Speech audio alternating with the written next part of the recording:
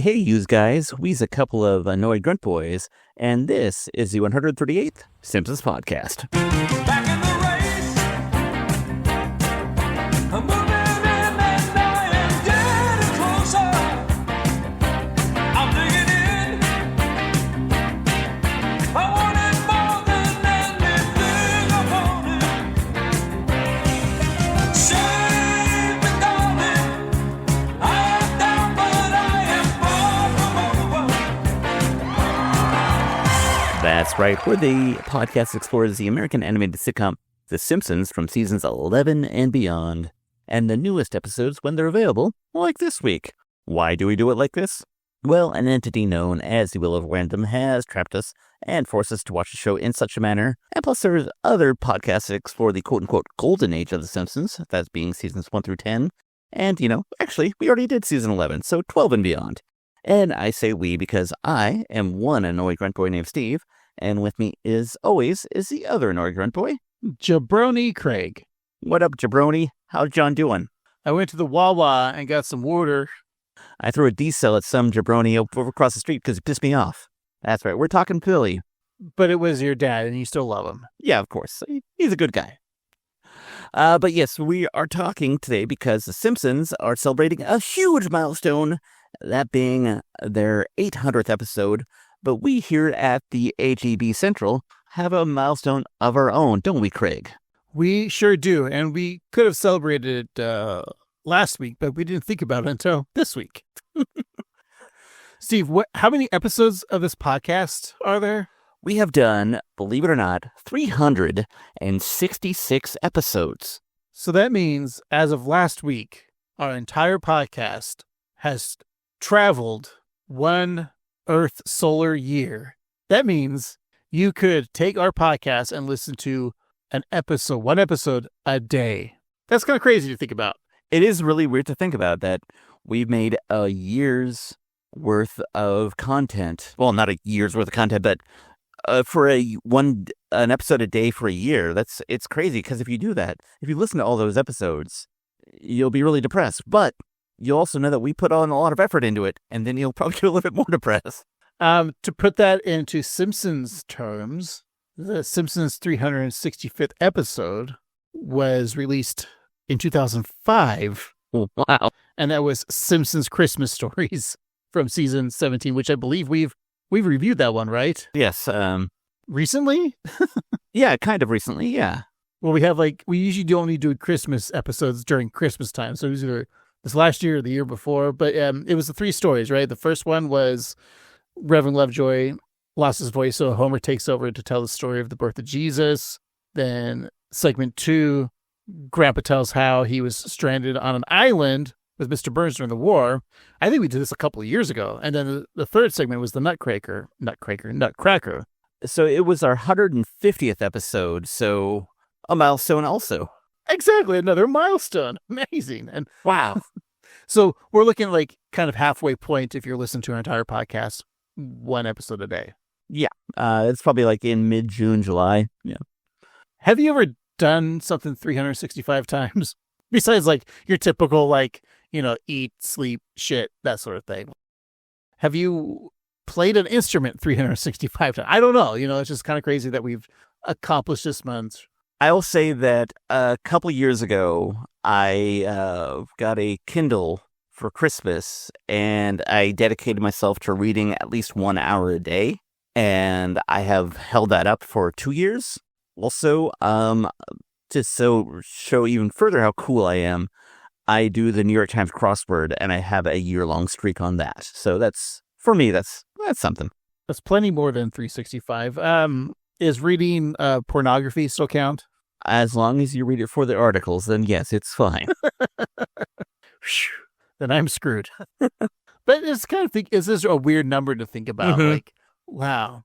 I remember when The Simpsons got to season 32, because they would have now 31 episodes of Treehouse of Horror, so you had one a day. And so that was just a couple years ago, but still thinking like, wow, you could do one a day. And I remember that was my goal that year for season 32 was to watch an episode until the but they probably didn't air it until like November or Right.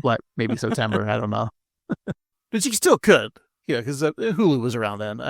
Yeah, so congratulations, Steve. I think this calls for a little celebration. Well, this calls for a celebration. I will. Thank you, Al Gore. Vice President Al Gore, and in an alternate timeline, our other president from 2000 to 2008. That's right. Followed by Howard Dean.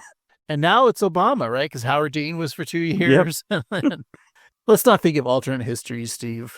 Yes, let's think about American history, because today we're talking about one of the most American of cities, Philadelphia, because the Simpsons are going to Philadelphia in Irrational Treasure, because Marge crusades to get the family dog in better shape leads to her entering Santa's Little Helper in canine and agility competitions and a trip to the National Dog Show in Philadelphia.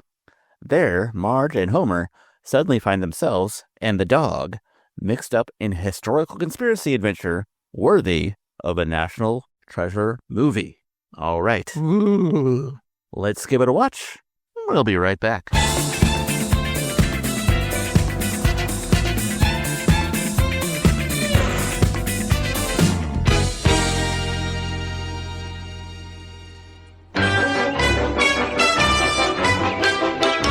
And we're back. Today we're talking about Irrational Treasure, the 14th episode of the 37th season.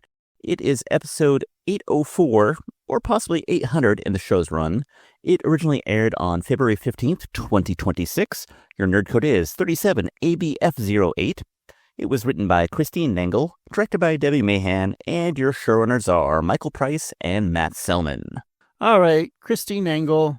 She's a producer and writer on The Simpsons. She previously worked on shows like Inside Amy Schumer, Saturday Night Live, or Sunday Morning Live, Nick Kroll's show, The President Show, and she's guest as a voice actor in several of the episodes. This is the 6th that she's written and the 5th reviewed. We have yet to review Uncut Femmes, her first episode from season 32, episode 17. But we enjoy Christine Nangle, the ones we've reviewed. You won't believe what this episode is about. Act 3 will shock you. I know we like that episode, but again, I forgot what it was. Mm-hmm. From Beer to Paternity, Women in Shorts, Great one. and Keep Chom and Gary on. Yeah, we loved Women in Shorts. I remember that got like review bombed because it was about women. Right, because the internet hates women. It's so weird. The internet hates and loves women. They love porn, but they don't respect women. What's up with that? I mean, when you put it like that, I don't know. It's weird. So here's the controversy that we wanted to bring up, because we call this the 804th episode, and by many accounts, it technically is. But they celebrated this episode as the 800th episode. There was even like a screening, right, in La La Land, Hollywood.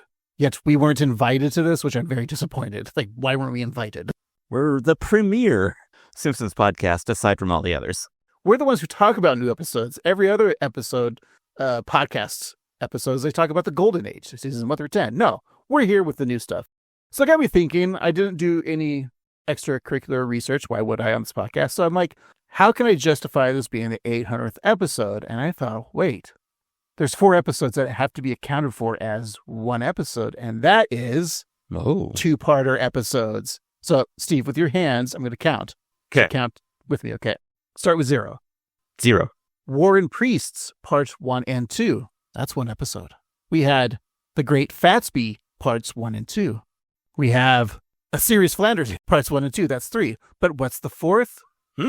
Steve, we have to go all the way back to season 6, 7. Whoa, 6, 7. And that's Who Shot Mr. Burns, parts 1 and 2. Whoa, yeah, I like it.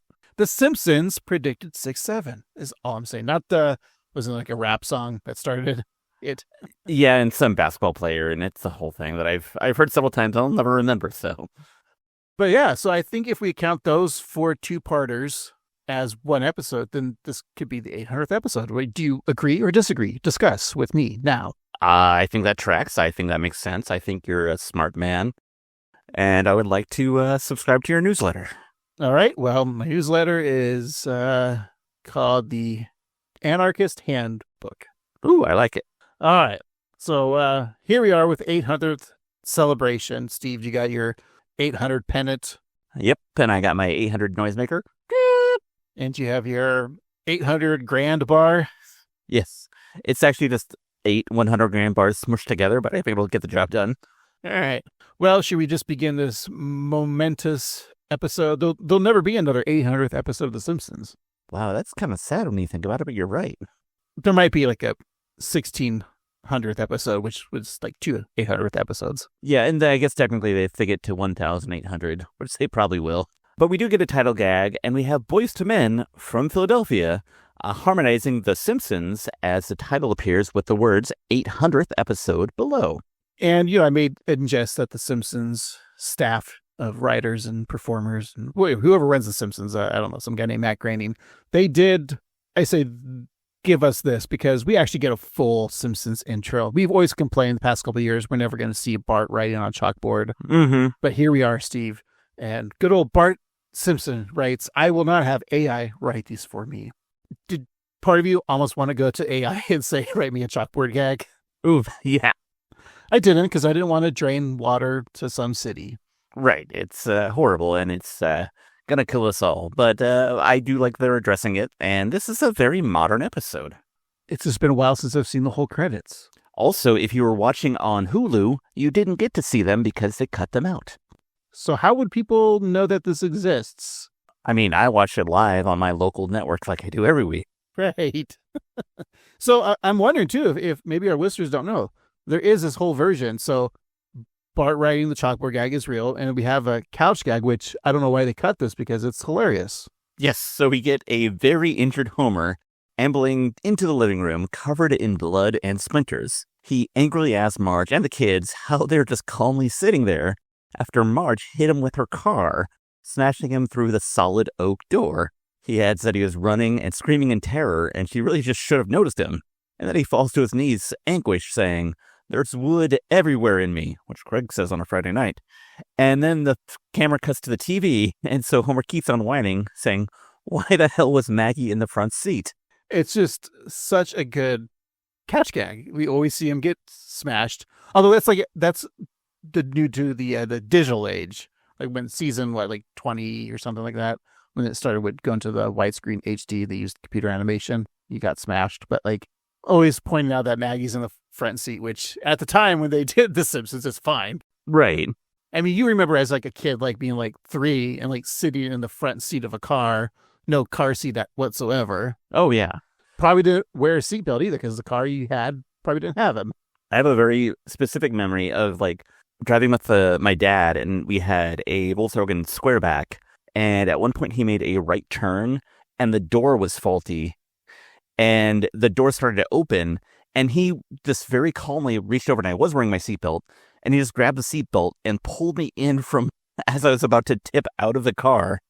Was this one of those times where your dad had to conduct business in front of a bar a lot and said, stay in the car, I got to do some business, I'll be back in a couple hours? Yeah, actually, it was. I don't know what business it was, but it must have been good because he was there a lot, and when he left, he was pretty happy. Or really sad. And he smelled like an ashtray. Or Mom. All right, so, Steve, our episode begins, as it always does, on the fateful Christmas night back in 1989, or, whenever the timeline finds it to be convenient, where Bart and Homer introduce a new member to the Simpsons family. Hey, everybody, look what we got! A dog!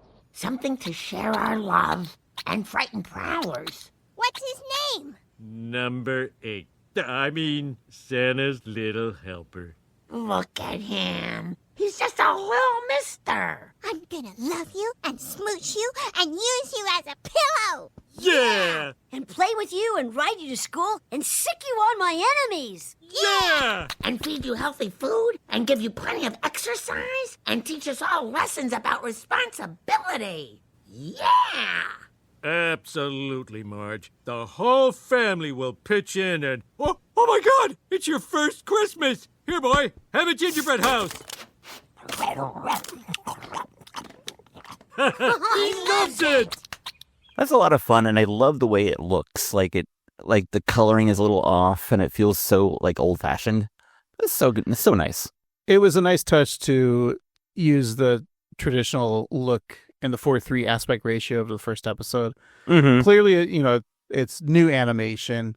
I don't think it's hand drawn because it still looks computer generated. But plus, they're not going to hand draw this intro, I think. But it gives a nice feel and almost makes me want to see like more episodes in this style just for like nostalgic purposes. And the voices are kind of spot on. Homer's still not as Walter Matthau-y. Sure. Nancy's Bart very much sounds like a first season Bart. It is. And also, I have to say, Julie in this episode is just really good. And we'll get to it later. But I think she really, always great, but, really great in this episode, particularly. So we jump to present day where Marge calls a family meeting to ask why Santa's little helper is wearing a swim diaper. Homer, wearing his stonecutter's outfit, explained that it's too cold to take him outside. And Bart adds that the dog loves wearing a diaper. And then Homer and Santa's little helper burp in unison. So it's still in the 4:3 aspect, and the animation is still kind of the old drawing. And what's nice is we're kind of going through phases of The Simpsons because we're still at the 4:3. And then now, it's like trying to say this is taking place during the time period of like season 7, right? And so we go to another night where Marge calls another family meeting asking why Santa's little helper is eating at the table. And Homer is wearing his Pie Man costume from season 15's Simple Simpson, which I don't think we've gotten to that one yet. Not yet. And he's explaining that the dog can't eat under the table since that's where he threw out his waffles. And Homer then goes on to feed Santa's little helper several sausages and adding that the dog's weight, which has already grown considerably. So we're now in season 15. It's a fun, journey. So Marge walks into the living room to find the couch torn up and paw prints on the wall, and the floor littered with pizza boxes, chips, more sausages, and a broken umbrella. So Marge calls another family meeting, but she finds herself all alone.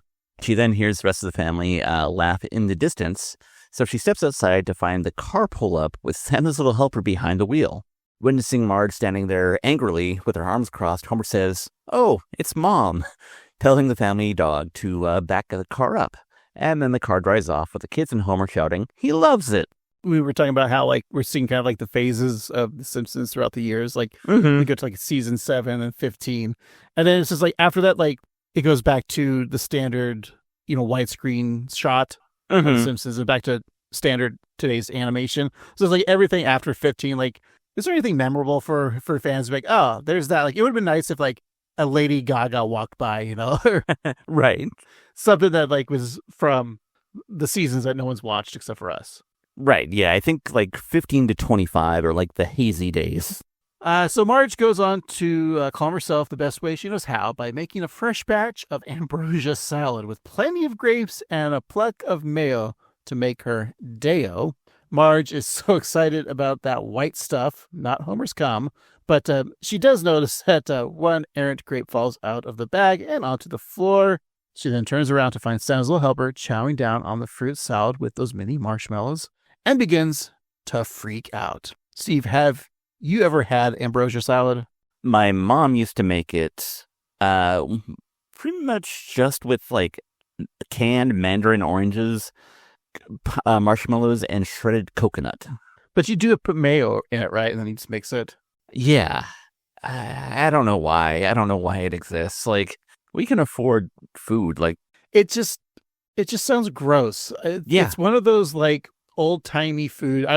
Is it Depression era food or? Yeah, or maybe even 50s, here's how to be a housewife magazine type of food. Put mayo in everything because the Mayo Council is probably funding this ad. You mean the Mayo Clinic? Oh, yes, exactly. The Mayo Clinic. It's when you see those old cookbooks from you say 50s, 60s, 70s, all those Jell-O mold. Right. Food that's not dessert. It's here's celery and cocktail weenies in a Jell-O mold because yum. Yeah, you need beef and pineapple in Jell-O. I know the world sucks, but I feel we have grown up in a very good culinary timeline where we have so much diverse food in near us.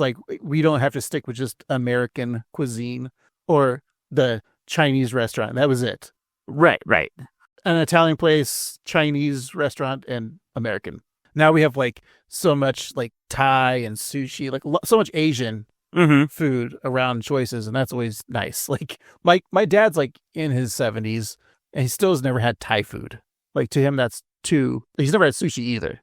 Wow, that's amazing to me. Like, yeah, because like in my neighborhood, I can get like a nice bowl of some sushi, a good pizza, some Indian food, all within like a couple blocks from me.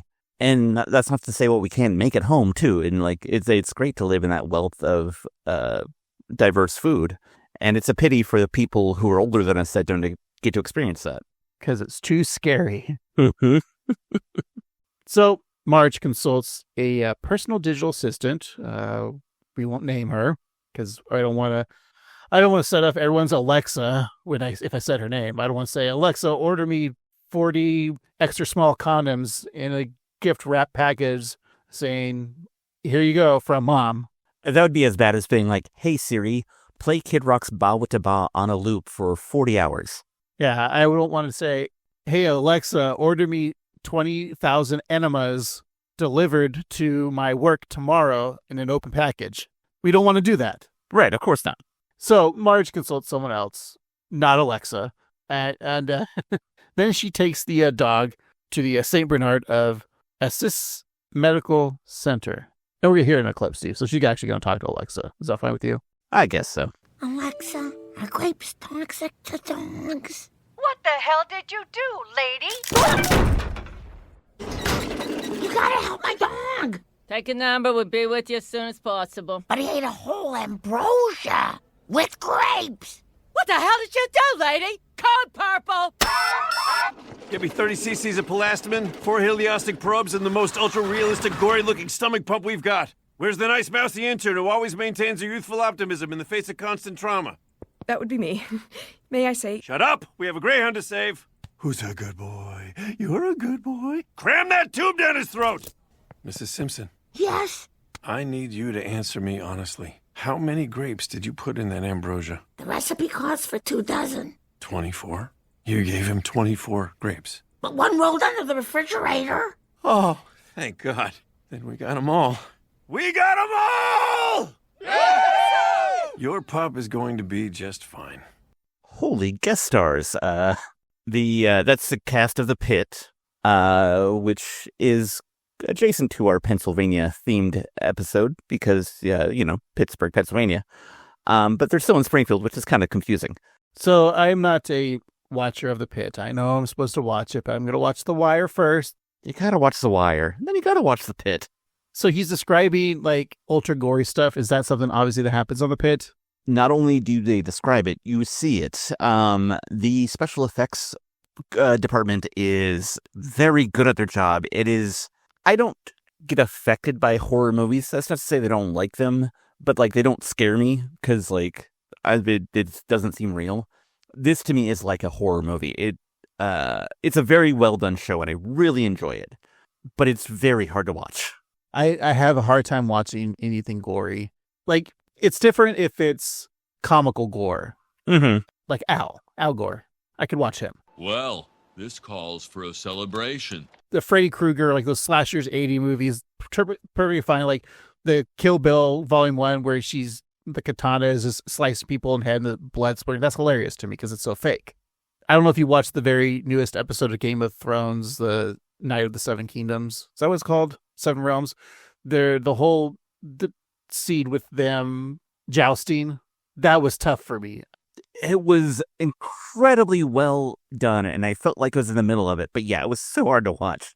I know we're not a Game of Thrones podcast, and we never will be. We can promise that. But like, it's amazing how that show. I'm on a side tangent, just thinking like how lighthearted the show kind of started, and and it's been kind of funny. This episode was just not that. It was brutal.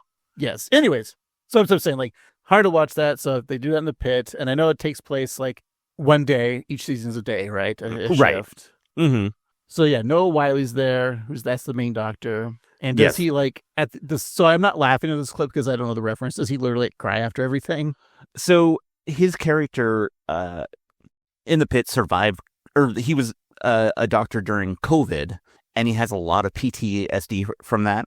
And so there is like one scene where after an incredibly hard day in the first season, he goes into an empty hospital room and just balls up and starts crying because it's way too much for him. And like the second season, it's his last day before his like big sabbatical, and he's going to go on a motorcycle trip. And everyone's like, you got to like not go on that motorcycle trip. You'll get killed. And then, of course, it's the 4th of July and everything goes bad. And so he can't leave. And so it's like he's almost on vacation and he can't leave. And so, yeah, it's a lot of his stress. And he's like the head guy. So it's kind of from his perspective, but the other characters are there too. Catherine Lanasa, the attending or the receiving nurse, she was also in an episode of Seinfeld. She played a female cop who gave him a lie detector test to find out if he watched Melrose Place. But she's like the no-nonsense tough lady with the heart of gold. And then Tyler Dearden, the mousy girl, who happens to be the daughter of Bryan Cranston, plays a character who is the best, in my opinion, representation of autism and neurodivergence I've probably ever seen on screen. I'll challenge that. I mean, sure, she's no Bazinga guy. No. We're talking Data from Star Trek The Next Generation. That is perfect, yes. I think that she's right up there with Data. Very knowledgeable, very, very much that. But it is the best show that I never want to watch, but I always enjoy. You say that about The Simpsons, too. That's true, but that's mostly because I have to talk to you. So it's because they think he's going to die on the motorcycle, or are they all like clairvoyant? Like, we know you're going to die. I think they're concerned that he's going to die, and he's like, nah, I'm going to be fine. And I don't know what's going to happen, because we're only like 6 hours into the 15-hour shift. So Bryan Cranston's daughter's name is Taylor Dearden? Mm-hmm. Sounds a lot like Tyler Durden, Fight Club guy. Yeah. So is she not real to Bryan Cranston? That's very possible. Or, no, she is Bryan Cranston. That's how amazing Bryan Cranston is. He's such a good actor. Congratulations, Bryan Cranston.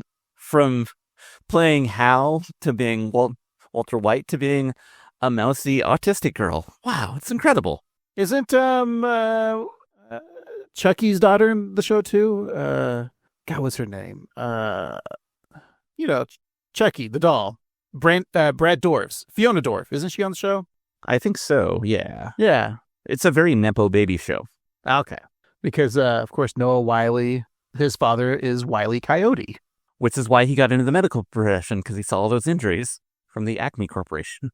All right. Let's just get back to The Simpsons. All right, so Marge is relieved, but Dr. Robbie excuses himself so he can go to a quiet room and cry because of Marge's actions.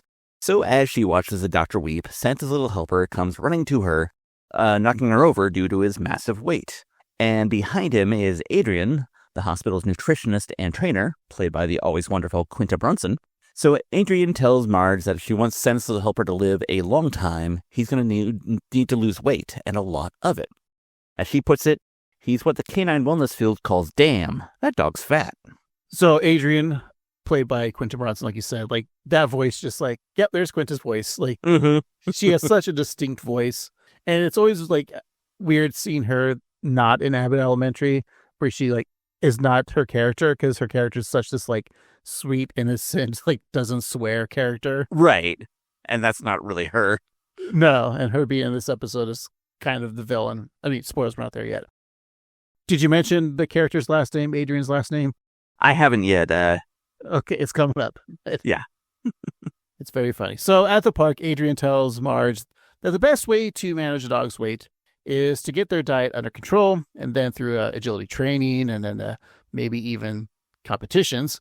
Marge excitedly says that she faves videos of those competitions. So with a blow of the dog whistle, Santa's little helper begins the course as a public domain version of the Rocky theme plays. But then the music slows to match the dog's tempo as he stumbles through the course, tripping over cones and losing his breath, then getting stuck in a tunnel. Marge wonders if this regiment is right for Santa's little helper, but Adrian is hopeful that he may be chonky, but he doesn't have to be a chonkster. So with the help of Adrian's program, they can ensure that he'll be around for a while. And the montage begins, so the kids are using Santa's little helper as a cushion to sit on while they watch TV, and then Marge just replaces the dog with a sack of potatoes, and Bart, Lisa, and Maggie don't even notice. Adrian and Marge help the pooch jump rope, train him to leap at a carrot, and train Homer to leap at a slice of pizza, and help him train through the course.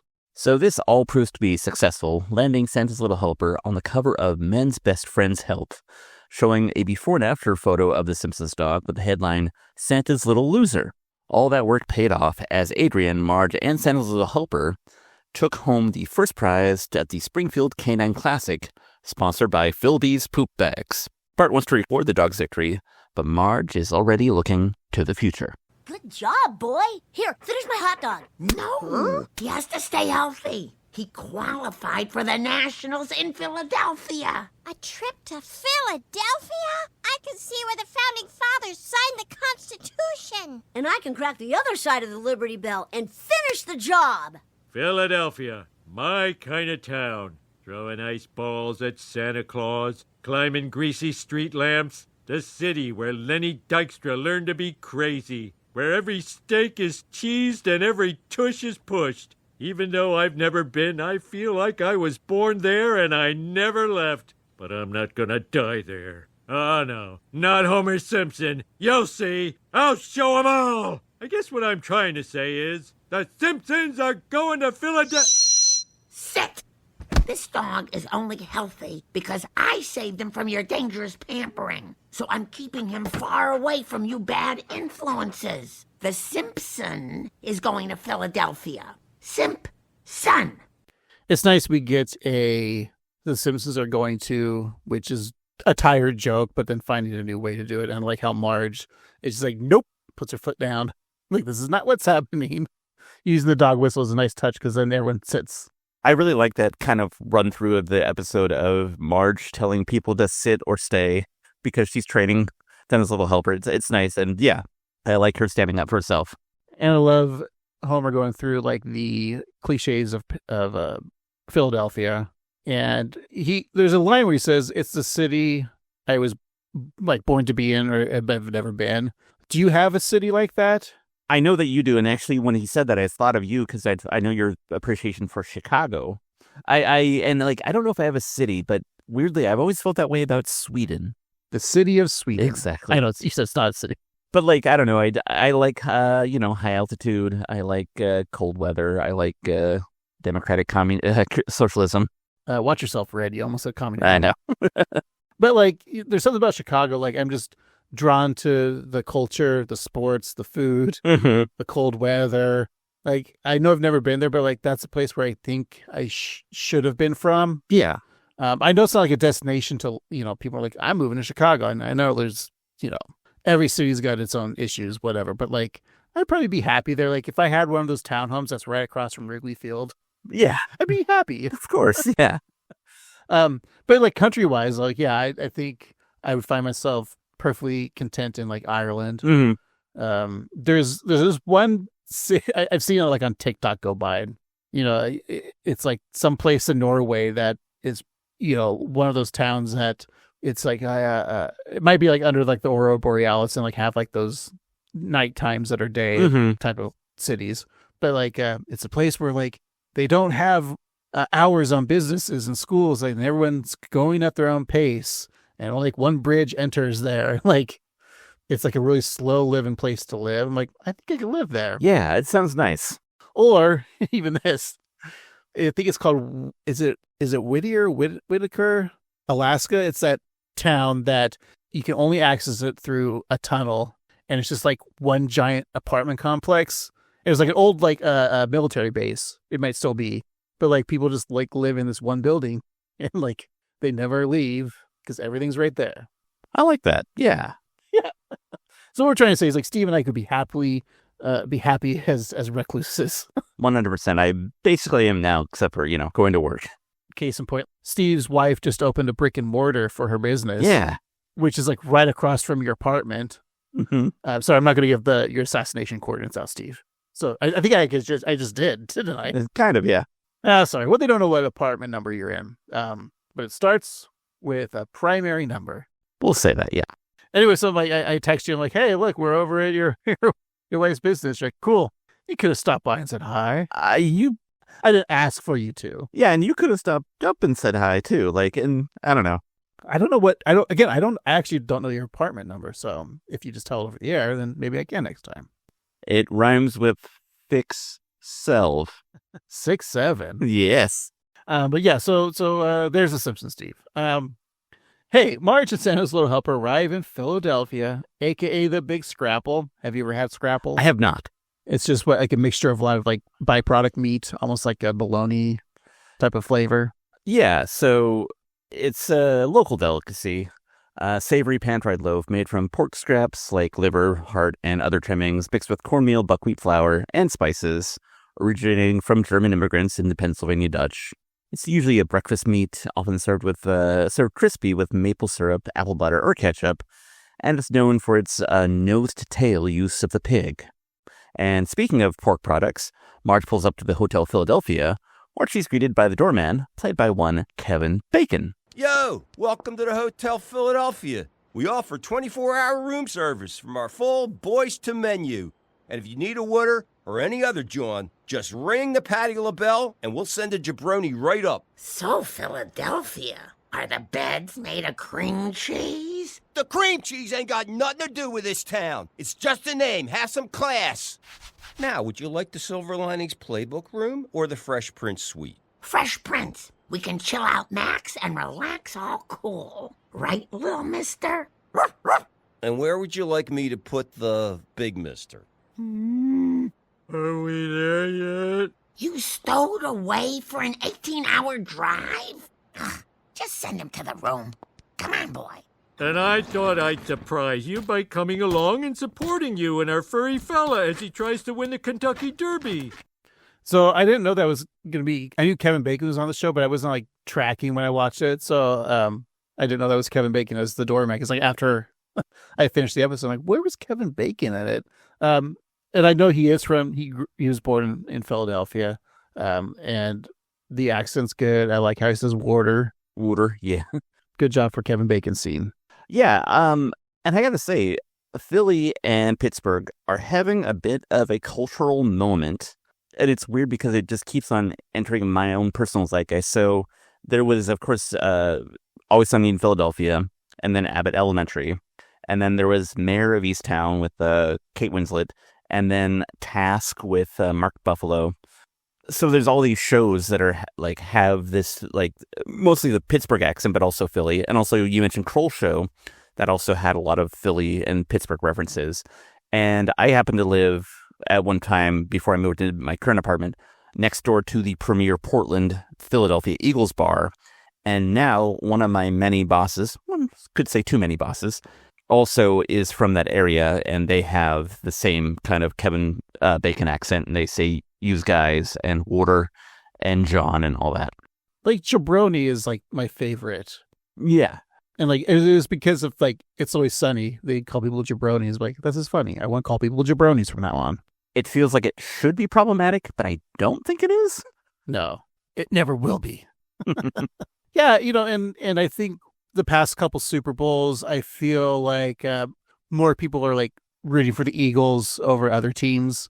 And I know like the Dallas Cowboys have that moniker of America's team, which I don't go by that anymore. But I think what I'm trying to say is I think the Philadelphia should just steal that saying America's team from Dallas. Yeah. And Philadelphia Eagles should be America's team because founding fathers, Philadelphia, Pennsylvania, right? Yeah, you got the eagle right there. That's America. Liberty Bell. This is where the Declaration was signed. The Eagles should be America's team. I agree. As somebody who has no like real stake in football, I completely agree. All right. Now that that's said, yes. Welcome to Philly. So Marge also says it was an 18-hour car ride. So Steve, if you do the math, what cities are 18-hour car rides away from Philadelphia? I didn't do the research. Yeah, I didn't either. I thought about it, but I was like, That's for our listeners to come up. Yes. Let us know at 138 Simpsons. Okay. Homer vows that he's only there to support Marge, but as he falls off the luggage cart, a crumpled up piece of paper falls out of his pocket, and Marge notices the paper, but Homer quickly shoves it in his mouth. Gross. Steve, shove this piece of paper in your mouth right now. No. I'd rather watch The Pit. That was a sundae, my ice cream sundae I made you. Ugh, yeah, it was even worse than paper. So using her newfound dog discipline skills, Marge demands that Homer release the paper from his mouth and drop it in her hand.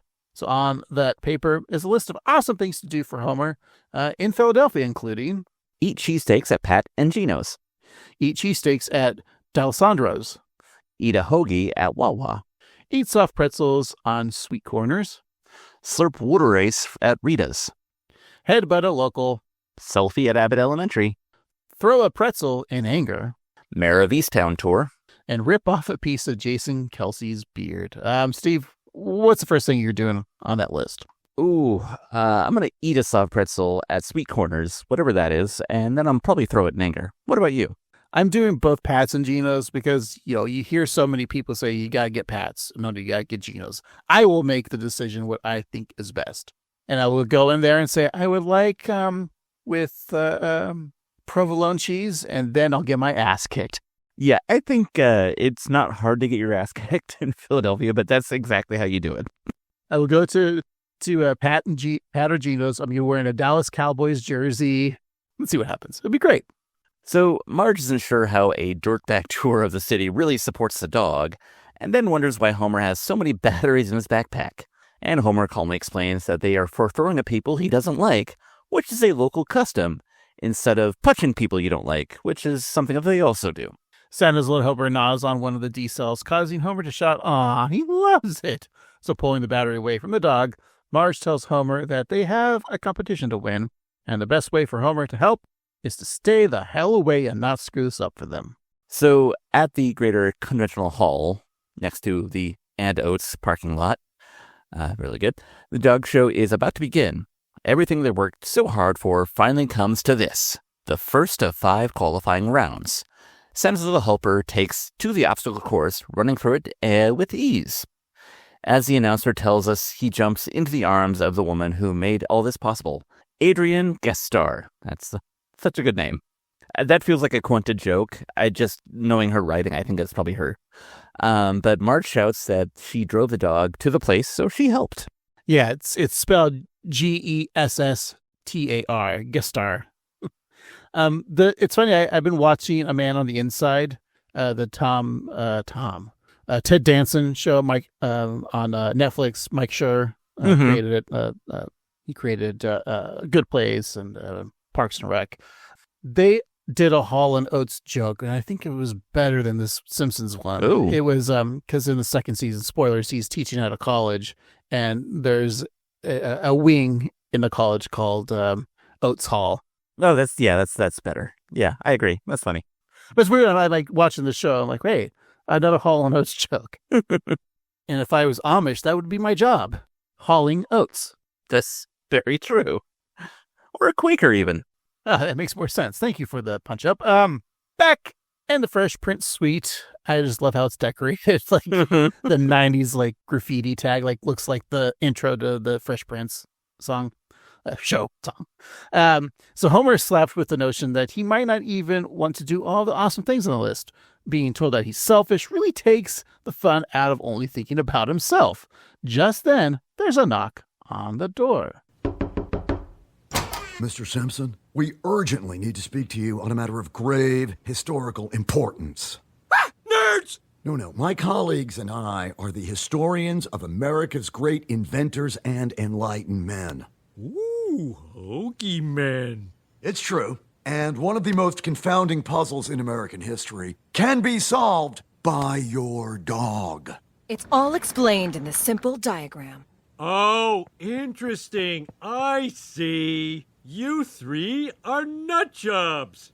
It is imperative that we locate your dog. He is a national treasure. Or, to be more technical, Canis ex machina.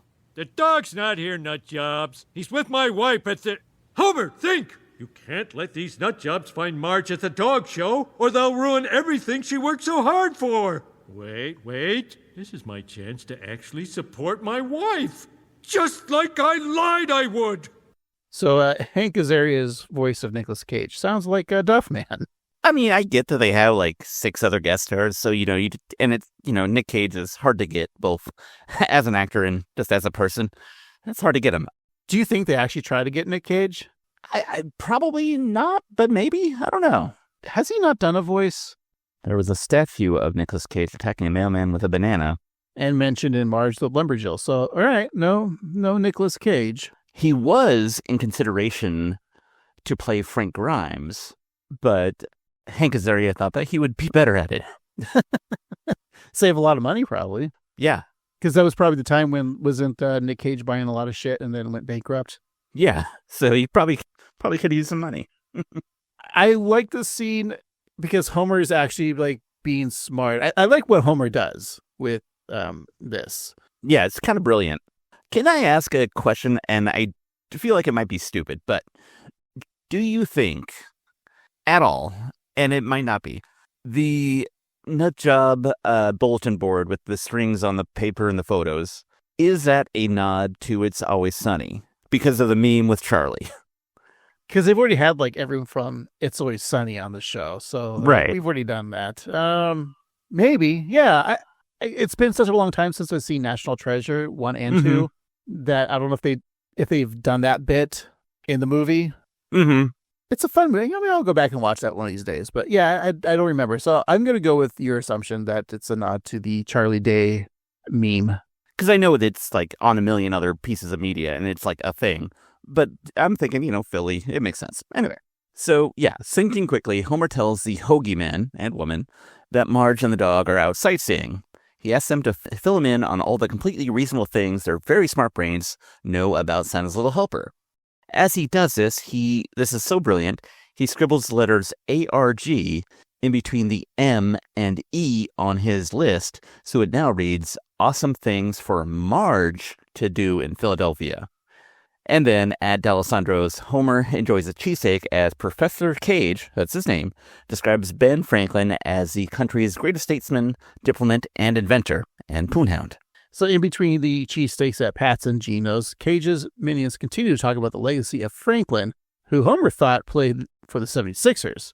So in between pizza down north and stuffing his face at the Tasty Cake Factory, Homer learns that Ben Franklin was also a thief. Homer receives a noogie from the Philly fanatic as Cage tells of Franklin pretending to negotiate the Treaty of Paris.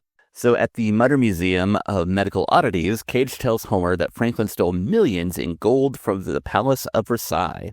And then at a Flyers game, Homer learns that the treasure was smuggled home in the bras of Franklin's various mistresses. And as Cage lectures him, Homer is beat up on the ice by my favorite mascot, Gritty. So Homer, the Hoagie Man, and the Philly Fanatic, and Gritty all watch the Roots play as Cage explains that Franklin only trusted one member of his inner circle to help hide his ill-gotten treasure, his beloved Greyhound. So from the bathroom of the Wawa to the halls of the museum, Homer learns with the help of 3D glasses that Franklin hid clues to his dear Greyhound in painting. He also learns that Santa's Little Helper is a direct descendant of the founding father's pet, so he should be able to lead them to the key that was around that famous kite. That key should also unlock the vault that contains Franklin's treasure. So on the streets of Philadelphia, Marge praises Santa's Little Helper for his efforts, but when she tries to give him playtime at the Michael Vick Recreation Park, which I forgot all about Michael Vick. Yeah. And then I saw them like, wow, timely. If you don't remember, Michael Vick was a football player for the Eagles and bet on dogfights, and that got him kicked out, which should. So yeah, it should, but yeah. Anyways, Adrian has other plans, as you'll hear in this clip. I'm proud of you, boy. You worked so hard today. Hey, let's have some fun with other doggies. No. No time for play. We have to stay focused. Oh, you're right, of course. Come with me. We're going to a very special place for only the most important dogs.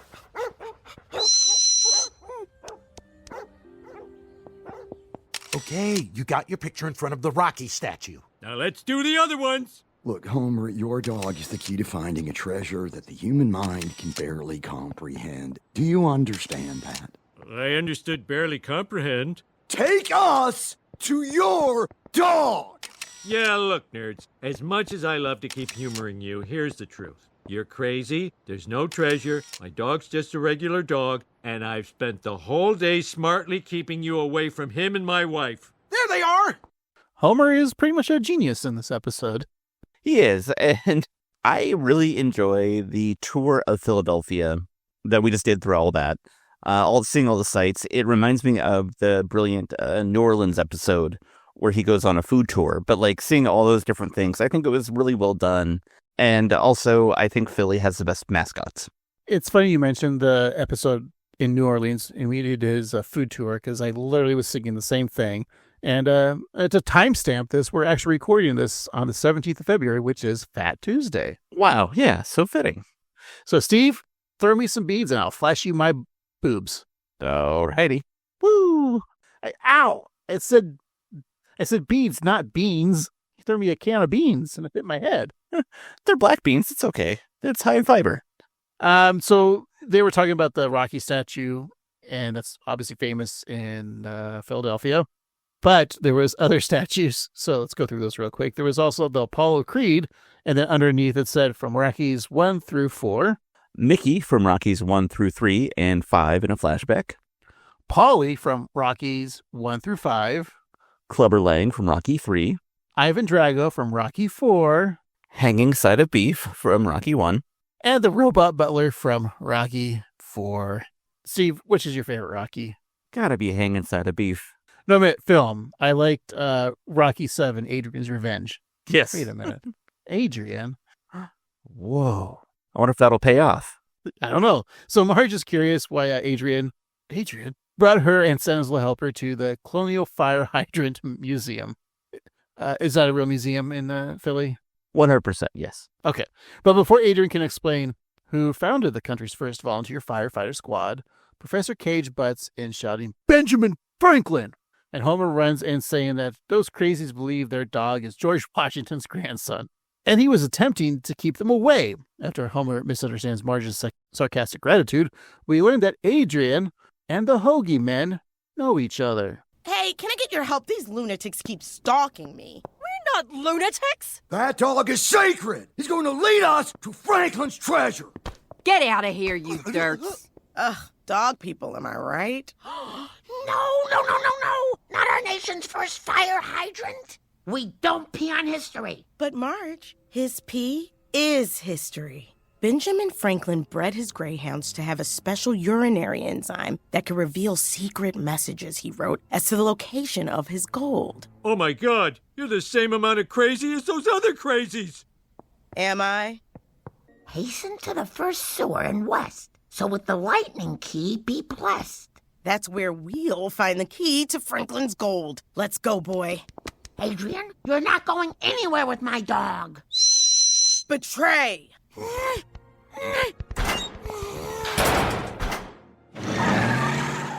He chose her. Adrian! Am I dumb for not catching the Adrian bit at the beginning? Like, of course they're going to do that bit. I didn't get it until way too late either, so you're okay. All right. And they even fed it to you with the whole Rocky thing. Yeah, which came right after this anyways. So it's fun to know that Hoagie and Adrian are in it together. Not together, but there is a reason. That's right. So Marge has heard that Santa's little helper would opt for a treasure-hunting canine nutritionist over her. And Homer thinks that if they can simply solve the piddle riddle, it'll lead them directly to Adrian. But Marge isn't sure if they can figure out the puzzle, and Homer agrees, since they aren't smart like Lisa or evil like Bart. I love piddle riddle. It's very fun. Struck with the inspiration, Marge calls for a family meeting. So contacting Bart, Lisa via phone. I was wondering where they're going to play the kids into this. So are they just home alone? Or is Patty and Selma or Abe watching them? Probably Abe, but who knows? They could be on their own because we see Lisa's in her room and snarkily asks her parents if they are having fun without them. And Bart's in a tattoo parlor, realizing that Homer hasn't really been around recently. And Homer calls on Smarty and Criminal for their deduction skills. Hasten to the first sower and west, so with the lightning key be blessed? It's pronounced sewer, genius. No, it's not. Sower, as in one who sows. It must mean Bessie Ross, who sewed the first American flag in Philadelphia in 1777. That scheming trainer must be headed to Betsy Ross's house. That's at 239 Arch Street. How'd you know that? I passed it a bunch of times today while trying to find M. Night Shyamalan's grave. But in a crazy twist, he's still alive. And I know just how to get us there. I think even as a viewer, like Bart reading Sewer, sower, Mm-hmm. and like we're knowing it's going to say sewer. It's that mind trick. Like we know it's supposed to say sewer, but it's spelled sower. Right. Even Lisa's like, it's pronounced sewer. Oh wait, no, he was right. I just love that because like just even as watching it, you know, the context with the fire hydrant and everything. It's just really well played. It's really well done, yeah. And I love that Homer learned stuff from his escapades. Like M. Night Shyamalan is still alive. So Homer joins a Segway history tour. Speaking of history, the tour guide points out a reenactment of the Battle of Broad Street, otherwise known as the Super Bowl 52 riot, on that historic winter night of 2018 where the Eagles won. So, of course, the townspeople rioted and demolished their own beloved town. So Homer and Marge ride off nearly through the Mummers Parade, but Marge argues that they don't have the time for yet another local set piece, so they turn around, which I think is a really fun meta joke because they've already had a lot of Philadelphia. Yeah, they arrive at Betsy Ross's house, and Marge and Homer hear the barks of Santa's Little Helper. Homer discovers a warm 18th century lever that appears recently touched. Homer presses the lever, causing him and Marge to fall into the depths of the ground. And Homer, of course, is too fat for the underground colonial tubes that he's stuck in. But it seems that Marge has bigger problems. Just in time, Marge. Now that my dog has led me here, he'll retrieve the very key to unlock Franklin's lost treasure.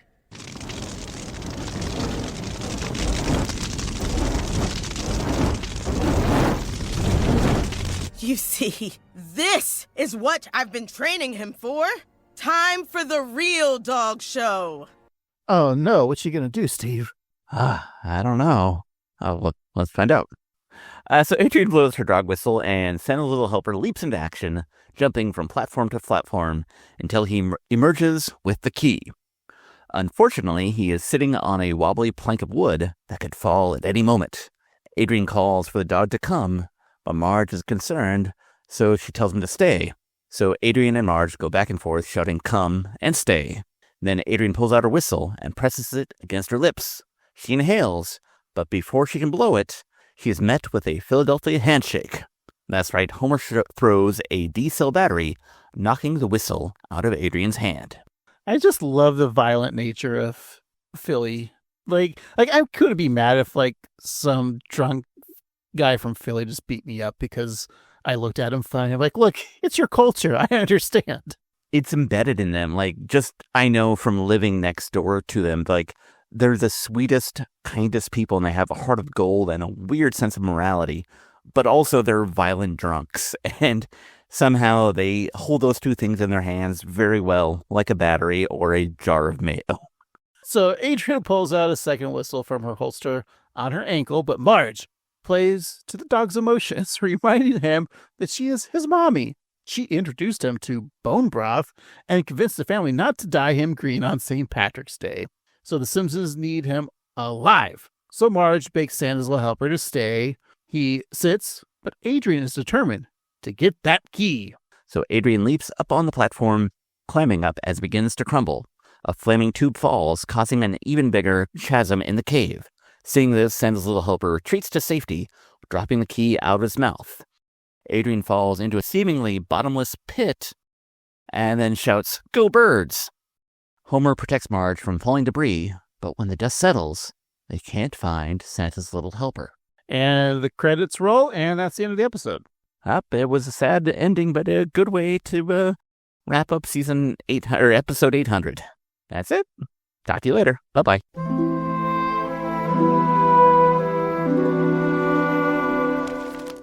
Steve, so there's like a couple more minutes left of the show. Should we just hit play and see what happens? I guess so. Little mister, where are you? I don't think he made it. This is my fault. All this crazy diet and training was because I wanted him to live longer.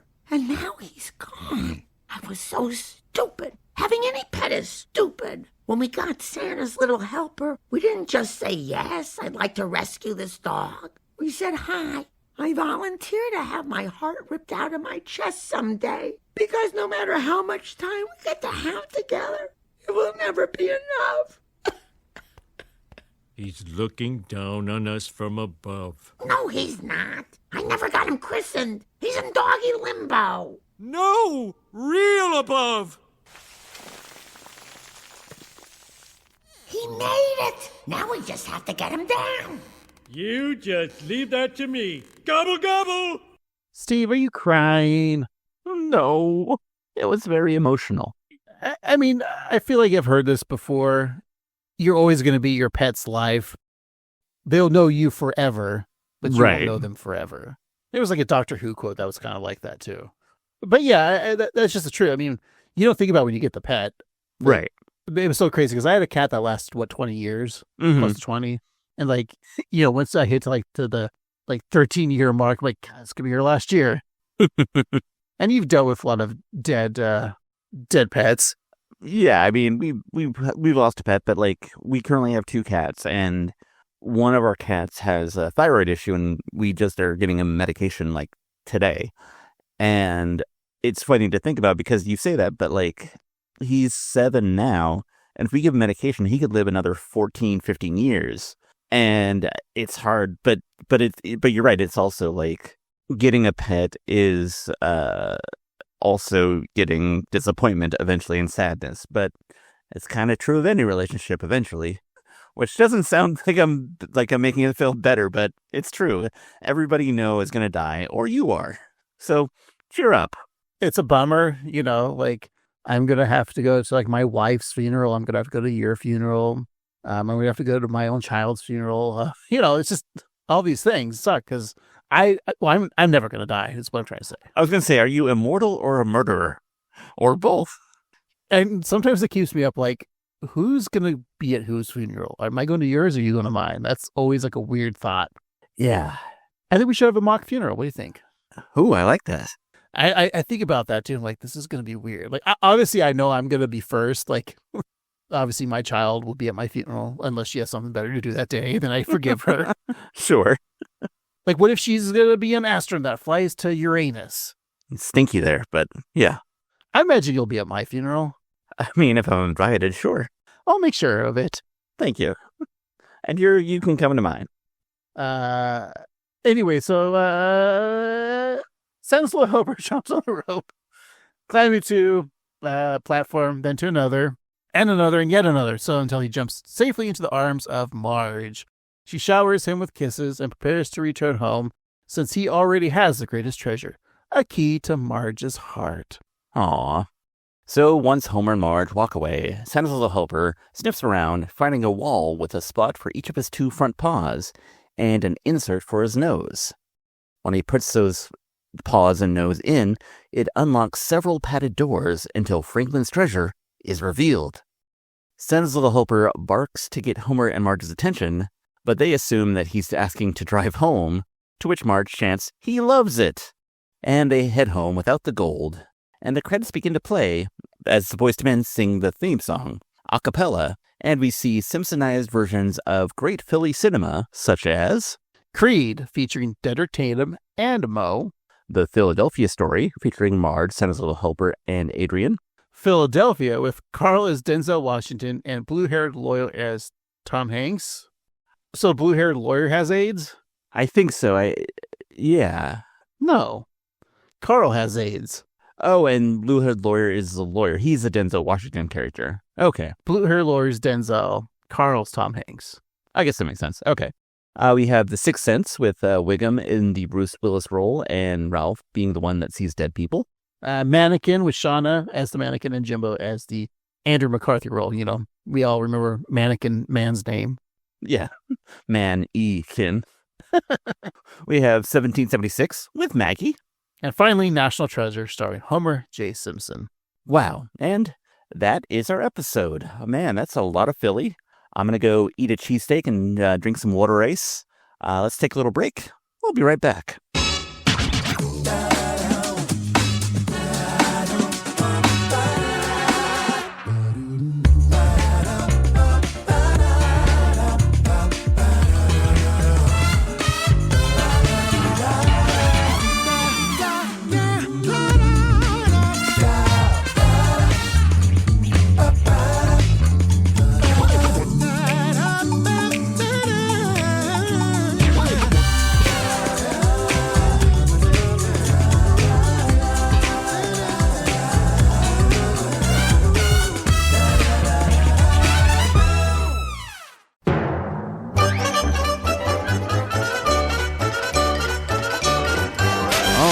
we're back. Let's finish up our discussion of Irrational Treasure. We'll talk about the things that made us laugh in this episode, the things that we liked, maybe some things we didn't like, and our overall thoughts of the episode. And we'll find out what we're watching next week. But before we do all of that, we always like to give each other some gifts from this episode that we think our co-host might enjoy. And Craig, I've got some things for you. Of course, you know, I had to go to Pat's and Gino's. I got you one of each cheesesteak, and I also went to D'Alessandro's and got you one from them too, so you can try all three, decide what you like. And hey, if it pisses you off, I also got you some D-cell batteries for a good old-fashioned Philly handshake. I got you a night at the Fresh Prince Suite, and I got you the Rocky statue of the robot butler because it's the best one. Wow, those are pretty much what I got you. So I'm just going to take everything and throw them away. All right. But can I try the cheesesteaks real quick? I suppose. I also brought a fourth one to try. So I'm going to try Gino's. Mm-hmm. Okay, good. Pat's. Sure. Okay, good. D'Alessandro's. All right. And then the fourth one. That's the best. Oh. I'm sorry. This fourth one that I brought is by far the best cheesesteak you can buy. Wow. Yeah. Thank you, Subway. Eating fresh. Now, do they even have cheesesteaks at Subway? I hope not. Probably not. I think they went the way of Jared. Like, they might have had it at one point. They're just like, maybe this isn't such a good idea. Steve, I did get you some food as well, and I got you Marge's famous ambrosia salad. Oh. And here we go. This one was under the fridge to make it extra good, so pop that on top. I wish I was a dog. Steve, there's more gifts. Oh. I got you this gingerbread house. You can eat on the floor, like Santa Slobber does. I'll do that. Here's a copy of National Treasure on VHS. Nice, the way it should be. I went to Wawa and got you some tomato pie and some beef Johns and chocolate Johns and John Mix and John Breakers. Oh, I love John. I, too, also got you a statue from the Rocky films, and that's Mickey, because that's way cooler than all of them. That's true, yeah. Don't you want a Burgess Meredith statue in your house? Only as Globulus from the G.I. Joe movie. And not the penguin from Batman? Oh, yeah, that too, I guess. And finally, here's Kevin Bacon. Oh, that's 1 degree away from me. The reason why he's not saying anything is because I duct tape his mouth shut. That's why he's squirming around. Knock this D-cell battery over his head and he'll pass out. That's what Kira Sedgwick does. That's going to do it for gifts this week, Steve. I'm sorry. No, that's great. How about a bus ticket to Abbott Elementary? That also sounds nice, yes. All right, Craig, what in this episode made you laugh? Well, to our listeners, hopefully we found a way to watch the actual intro because the couch gag was hilarious. Great. I love the nostalgia of the reanimation of the old school Simpsons animation in the beginning, showing like the first episode and having a story to go beyond how it ends. And then, throughout the years, a lot of fun, nostalgia bait. And us millennials love nostalgia bait. One of my favorites is when they're doing the montage scene of Santa's Little Helper training. I love it when Lenny is at the dog park with his dog and has like the carrier on his chest, and we both wearing sunglasses. They do that like 80s, 90s montage scene where like, ooh, that's a sexy lady, and both pull their sunglasses up. It's a nice little nod. I love the Homer kind of being Homer, of course, like being selfish, but then trying to figure out a way to not be selfish, but still be selfish was just genius with the Hoagie crew. I thought Quinta Bronson as Adrian was great. Like, I could watch her do anything. I think she's a talent. And, the sweet sentiment of Marge at the end of thinking Santa's Little Helper was gonna die. It's all nice. Do I give a MVJ now? I gotta say, you just gotta give it to Marge, right? Yeah. We'll give it to Marge. How about you? Yeah, I love that, like you say, the couch gag is so good. And then going through the years, especially since you pointed out, like, having Homer as a stonecutter and then as Pie Man, that kind of marking the eras of The Simpsons, I think that's still a lot of fun. I really love Marge's resolute. This is my trip because I put in the work. So screw you guys. And her kicking the hot dog out of Homer's hand. Really funny. I like Kevin Bacon's little performance, like the This is Philly. I think that the pit crew did a good job. Quinta Brunson is like, her character arc is so fun, and her performance in it is so good because she does kind of start out kind of like her character on Abbott, and then she turns into this other person, which I think is so great. I really like Homer's using his weaponized ignorance to be smart is brilliant, and calling on Bart and Lisa, wedging them in there. A lot of fun, and yeah, the emotional toll at the end is also really good. But what are your overall thoughts of this episode? This is a story structure they've done plenty of times of Simpsons are going to places and really showcasing the Philly residents. And I think when they do these episodes, you kind of get like a little history lesson, and it's kind of fun to learn about stuff in a fun way. And that's watching the cartoon. A little bummed we didn't have more of a Bart and Lisa, but they did get to solve a little riddle, a piddle riddle. It's also great to, like, after 800 episodes, have they really had like a Marge and Santa's Little Helper connection, which I don't think they have, because she's always was just the mom and Santa's Little Helper was the dog. And you always see in like media, the dog is always for the boys, cats are for the girls. Exactly. It's a silly thing. It's nice to have Marge front and center. We don't usually get that, so I enjoy that. Is it worthy of this monument of 800? Sure, why not?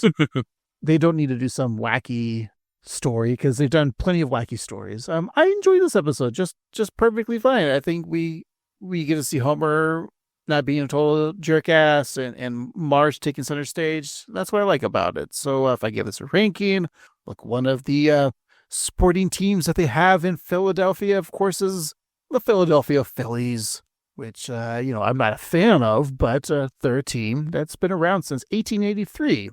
Steve, I'll let you know that the Phillies have won the National League East Division titles 13 times.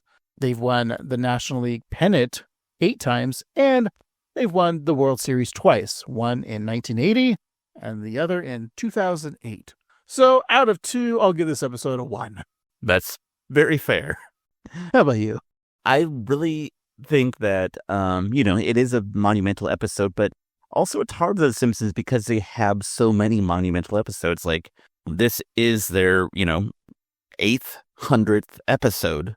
So it's also like the 8th time that they've had a 100th milestone. And so it's hard to come up with fresh ideas, but I think connecting Marge to Santa's Little Helper is nice, and also kind of ties into the beginning of the series with Santa's Little Helper. And I like kind of the renewed history of like Marge in the beginning saying, "Hey, little mister," and then later on she calls him little mister, and then at the end she's like, "Oh, it's my little mister, I think he died."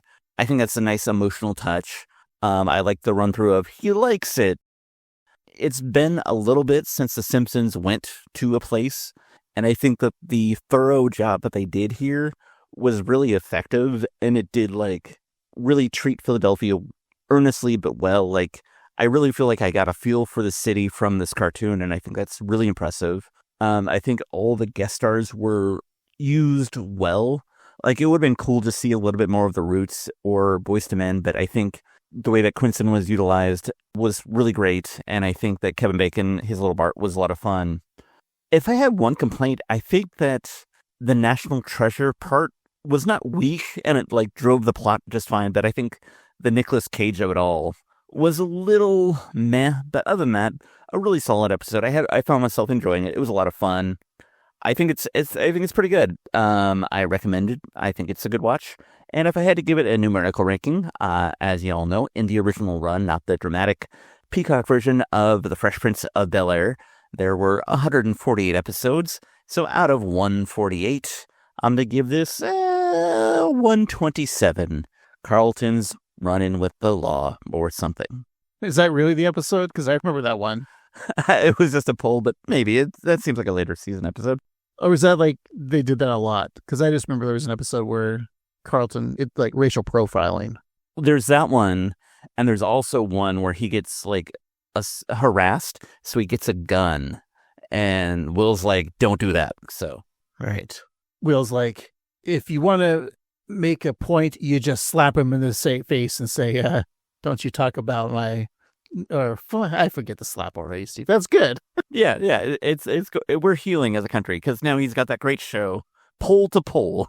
Keep my name out of your wife's vagina. That's what he said, right? Exactly. Good point about the National Treasure. I would also agree that like, is the National Treasure a timely reference? And it's like a 30-year-old movie at this point. It feels like, at least. And I feel like the Nicolas Cage impression, well, fun, was a little hacky. I don't know. Yeah, I know. I mean, it's just Hank doing Hank. Like, he was doing his own interpretation, I guess. Like, not really Nicolas Cage, but Cage-esque. Yes. Cage adjacent. Well, anyway, we hope that you enjoyed our discussion, and we hope that you'll stick around for next week, because we have another new episode. And actually, truth be told, this week we got two new episodes of The Simpsons, but we're only two men, and we can only do so much. So we're going to do that new episode next week. Craig, what do you think the title of that episode is? Well, Steve, you just said we were two men. If we only had one other man here and a baby, we could definitely do this podcast twice a week. Three men and a little baby, Steve. It's a Leonard Nimoy classic. Well, this of course is an episode called Irrational Treasure about Philadelphia. I think they're gonna do another like Simpsons going to just to keep with the theme. And they go to the West Coast, specifically in a town called Astoria, Oregon. And that's where they filmed the movie The Goonies. So I think this episode's going to be called The Gooners. Oh, I would definitely watch that movie. Or episode. I mean, video. But no, sadly, this week's episode is Homer, a cracker bro. I think Homer starts a podcast like he does in many of our scenarios, and it's him and Carl who start the podcast together. And so Carl talks about his Icelandic roots a lot, and Homer talks about how he has traveled to Africa and New Orleans and just a lot of like black culture things. And so everyone thinks Carl's the dorky white guy on the podcast and Homer's the cool black guy. And so when they do a live show for the first time, people are like, wait, Homer's the white guy and Carl's the black guy? And that's it. Okay. I think that's a great episode, although I do have to like, it's kind of unoriginal, like basing our podcast on the episode. Like, come on. That's true. I'm sorry. It's okay. But no, that's wrong. Homer. wait, your statement or my synopsis? A little bit of column A, a little bit of column B. Because in Homer, a Cracker Bro, Homer strikes up an unlikely friendship with Kirk Van Houten, which leads them to launching a hugely successful business venture together, a crumbless cracker that sweeps the nation. Why you gotta sweep it if it's crumbless? But when Kirk's darkest secrets are revealed, Homer has to choose between his family and his fortune, and may just end up going to jail. Wow. But Homer's been to jail many, many times. That's right. And Kirk probably has too, because, he was probably there on January 6th. All right. But we do get a guest star. We get one Michael Michael Stipe from REM. So that's fun. He's already done a voice, Steve. I know, but it's hard times being the lead singer of REM. All right. I'll accept it just this once. All right. And listeners, we hope that you accept us and contact us on your socials like your Instagram or your Threads or your YouTube at 138Simpsons, or you can always email us at 138simpsons@gmail.com. And don't forget to sign up for Patreon, patreon.com/annoyedgruntboys. $5 a month, and you get access to a bonus pod every week. And this week, we are actually taking a Patreon member's suggestion and talking about it. Steve, who told us to do something? Well, it was one of our favorite listeners, if not our favorite, Timothy, and he suggested a sitcom from some of the geniuses of The Simpsons, Bill Oakley and Josh Weinstein. It's It's a sitcom from the late 90s, early 2000s. And, it's about 20-somethings. I'm so excited because, I love them. And I think this is a great thing because this week we're talking about Mission Hill? Sadly. The Mullets is a American sitcom that aired on the UPN network from September 11th, 2003, not that one, to March 17th, 2004. So, like 8-9 months. And it stars Michael Weaver, David Hornsby, Lonnie Anderson, and John O'Hurley. And so the premise is the Mullets are blue-collar, wrestling-loving, light-hearted, optimistic brothers who don a mullet hairstyle, business in the front, party in the back, and they work as roofers. So I know very little about this. I really appreciate Timothy reaching out and letting us know about it. It is on YouTube, and I look forward to talking about this lost treasure of a sitcom. And besides, of course, the connection of Oakley and Weinstein being Simpsons writers, David Hornsby, who's on Mullets, one of the co-creators of It's Always Sunny in Philadelphia. Perfect. It was like it was meant to be. He plays Rickety Cricket. Oh, yeah. And married to Zooey Deschanel's sister, Emily. Bones herself. Yeah, she's Bones. Angel's not Bones. And also John O'Hurley is the voice of the American Kennel Dog Show. It all works out so well. See Timothy do all along. He's a genius. Yeah, leave us a review on Apple Podcasts or wherever you listen to this podcast. But you don't need to write a real review. No, just tell us your favorite aspects of the city of brotherly love. Love it. And hey, if you're so inclined, go to tpublic.com/users/AnnoyedGruntBoys and get yourself some good AGB swag. We've got some t-shirts and all kinds of designs that you can put all kinds of stuff. All right. Thank you so much for listening for this week. I've been Annoyed Gruntboy Steve. I've been Annoyed Gruntboy Craig. And remember, we don't pee on history. His pee is history.